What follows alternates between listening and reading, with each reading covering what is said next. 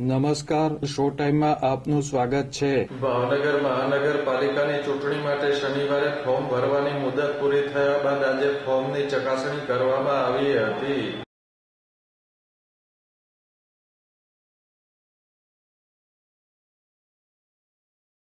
ભાવનગર મહાનગરપાલિકાના 13 વોર્ડની 52 બેઠકો માટે રાજકીય પક્ષોના ઉમેદવારોએ તેમની ઉમેદવારી નોંધાવ્યા બાદ આજે ચૂંટણી તંત્ર દ્વારા ઉમેદવારોના ફોર્મની ચકાસણી કરવામાં આવી હતી.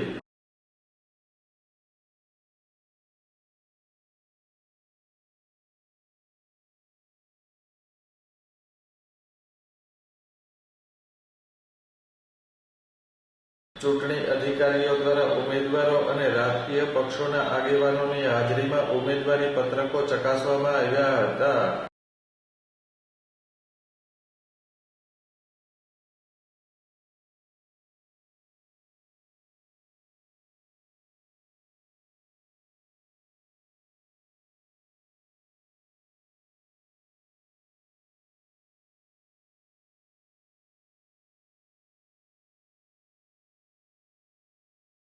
મહાનગરપાલિકાની ચૂંટણીમાં ઉમેદવારોની આખરી યાદી ગુરુવારે સ્પષ્ટ થશે.